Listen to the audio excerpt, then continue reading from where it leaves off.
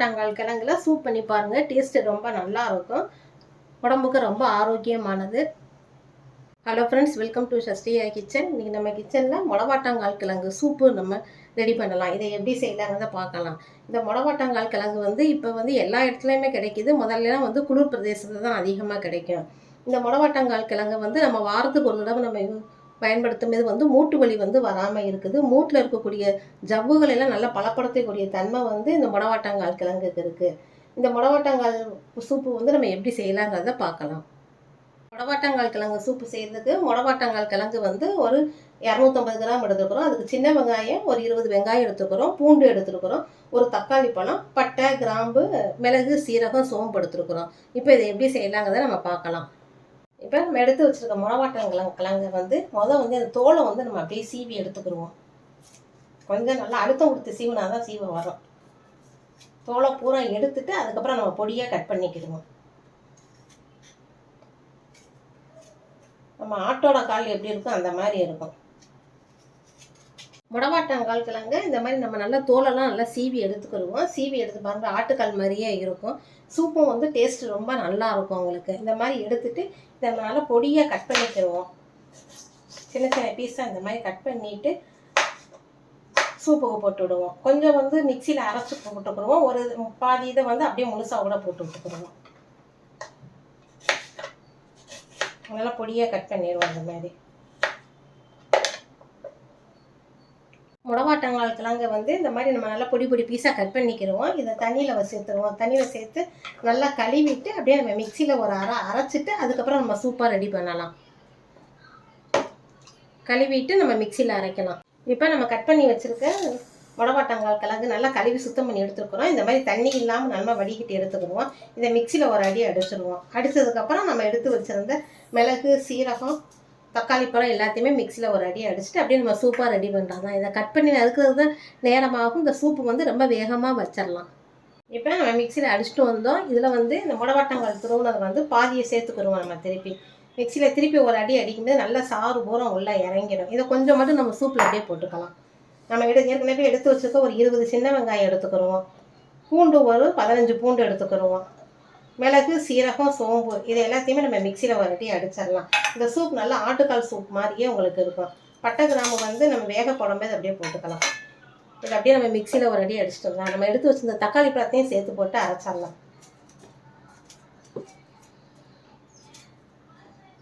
இப்போ நம்ம ஒரு குக்கரை வச்சுருக்கோம். நம்ம ஏற்கனவே முடவாட்டாங்கால் நல்லா க்ளீன் பண்ணிவிட்டு பாருங்க, பாதி எடுத்து நம்ம அப்படியே மிக்சியில் துருவி எடுத்து வச்சுருக்கோம். அதையும் சேர்த்துக்கிடுவோம். பாதி நம்ம மிக்சியில் அரைச்சிட்டு வந்துருக்கோம். இதையும் சேர்த்துடலாம். மிளகு, சீரகம், பூண்டு, வெங்காயம், தக்காளி எல்லாமே அப்படி நல்லா அரைச்சிடுவோம். அரைச்சிட்டு இதை அப்படியே ஒரு வதக்கி விட்டுறலாம்.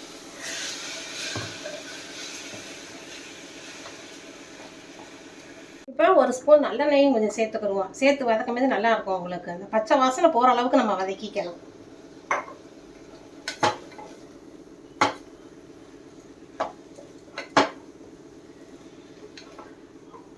இந்த மாதிரி வதக்கிட்டு இதில் மஞ்சத்தூள் ஒரு ஸ்பூன் போட்டுருவோம். ஏற்கனவே நம்ம ஷஸ்டியா கிச்சனில் அரைச்சி மஞ்சப்பொடி எப்படி அரைக்கணும்னு போட்டிருக்கோம். இதை ஒரு ஸ்பூன் சேர்த்துக்கிடுவோம்.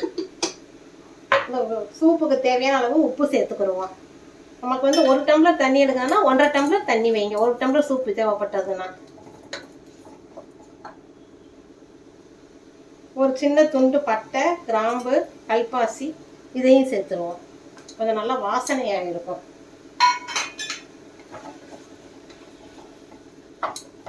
இது பார்க்கும்போது முடவாட்டாங்கால் கிழங்கு சூப்புனே சொல்ல மாட்டாங்க. நல்லா ஆட்டுக்கால் சூப் மாதிரி இருக்கும்.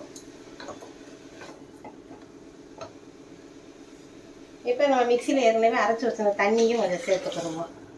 நம்ம தண்ணி எவ்வளோ தேவைப்படுதோ அவ்வளோ தண்ணி சேர்த்துக்கிடுவோம். இப்போ மூடி வச்சு குக்கரை ஒரு 4-5 விசில் விட்டோம்னாவே போதும். ஒரு 5 விசில் விட்டிங்கனாவே போதும்.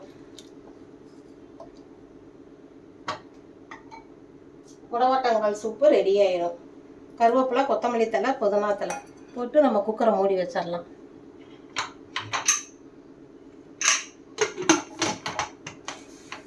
ஒரு 5 விசில் விடவும் நம்ம அடுப்பு ஆஃப் பண்ணிடலாம்.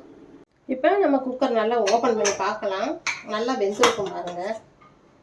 சூப்பு பாருங்கள், ரெடி ஆகிடுச்சு. நம்ம ஆட்டுக்கால் சூப் மாதிரியே இருக்கும். டேஸ்ட்டு ரொம்ப நல்லா இருக்கும். இதை கட் பண்ணி எடுக்கிறதுக்கு தான் நேரமாகும் ஒழிய நம்ம சூப் வேகமாக ரெடி பண்ணிடலாம். இதை அப்படியே நம்ம ஃபில்ட்ரு பண்ணிடுவோம். ஃபில்ட்ரு பண்ணி எடுத்தோம்னா சூப் அப்படியே குடிக்கலாம். இப்போ சூப்பை நம்ம அப்படியே நல்லா ஃபில்ட்ரு பண்ணிடலாம். இது நம்ம மொடவாட்டங்கால் நல்லா நம்ம மிக்சியில் அடித்து பண்ணாலும் நல்லா அதுலேயே நல்லா வெந்துடும் உங்களுக்கு.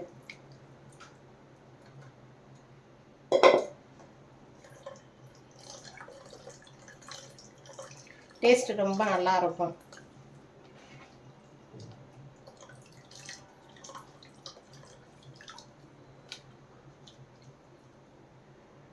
சூப் ரெடி ஆயிடுச்சு. இந்த சூப்பில் வந்து நம்ம நல்லெண்ணெய், நாட்டு சக்கு நல்லெண்ணெய் கொஞ்சம் சேர்த்துக்கிடுவோம்.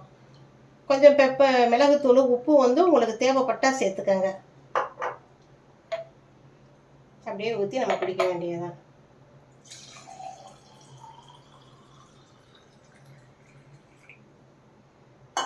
உடம்புக்கு ரொம்ப ஆரோக்கியமான சூப்பு. 4 பேர் குடிக்கலாம் நம்ம போட்டதில். மொடவாட்டங்கால் கிழங்கு சூப் இந்த மாதிரி பண்ணி பாருங்கள். டேஸ்ட்டு ரொம்ப நல்லாயிருக்கும். உங்களுக்கு காரம் இன்னும் தேவைப்பட்டால் மிளகுத்தூளும் உப்பும் சேர்த்துக்கங்க. உடம்புக்கு ரொம்ப ஆரோக்கியமானது. வாரத்துக்கு ஒரு முறை இந்த மாதிரி செஞ்சு குடிச்சு பாருங்கள். உங்கள் கருத்துக்களை கமெண்ட் பாக்ஸில் தெரியப்படுத்துங்க. உங்களுக்கு இந்த வீடியோ பிடிச்சிருந்ததுன்னா சஸ்டியா கிச்சனை லைக் பண்ணுங்கள், ஷேர் பண்ணுங்கள், சப்ஸ்கிரைப் பண்ணுங்கள். Okay, by.